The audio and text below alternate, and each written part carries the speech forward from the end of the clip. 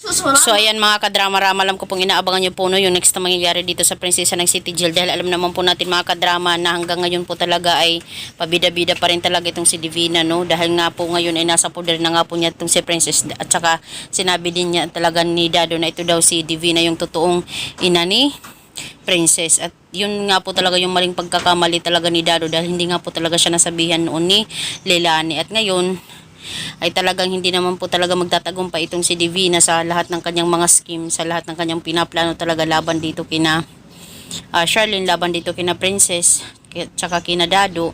At alam naman po natin mga kadrama na talagang pagbabayaran po ni Divina yung lahat ng kanyang mga kasalanan, dahil hindi po talaga siya magtatagumpay sa lahat ng kanyang mga pinaplano.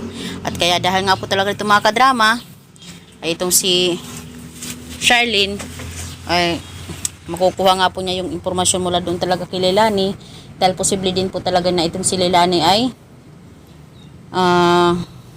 lumabas na at magsabi na talaga ng katotohanan, palabasin na po talaga siya ni Director at sabihin na nga po niya yung katotohanan about sa kanyang nalalaman sa pagkatao nga po talaga ni Libby at saka ni Princess. Dahil nga po talaga dito mga kadrama sa malalaman nga po ni Charlene ay hindi po talaga niya makakayang patawarin itong si Libby at saka itong si Divina, dahil nagpauto din talaga itong si Libby dito sa kanyang inahan na si Divina. Kaya itong si Divina na lang talaga siguro yung deserve talaga na makulong, kasi itong si Libby influence na lang po talaga yan ng kagagawa ng kanyang ina, di ba? Dahil sa ginagawa ng kanyang ina ay bad din talaga yung ginagawa ng anak. Kaya itong si Charlene hindi mo talaga mapigilan na yung kanyang nararamdaman, galit talaga dito sa kanila. Pati itong si Libby ay napaniwala niya na anak siya, pero matagal na palang talagang alam ni Libby na hindi talaga siya anak ni Charlene. Kaya yun mga kadrama, maraming salamat again. Abangan na lang po natin yung next na mangyayari dito sa Prinsesa ng City Jail.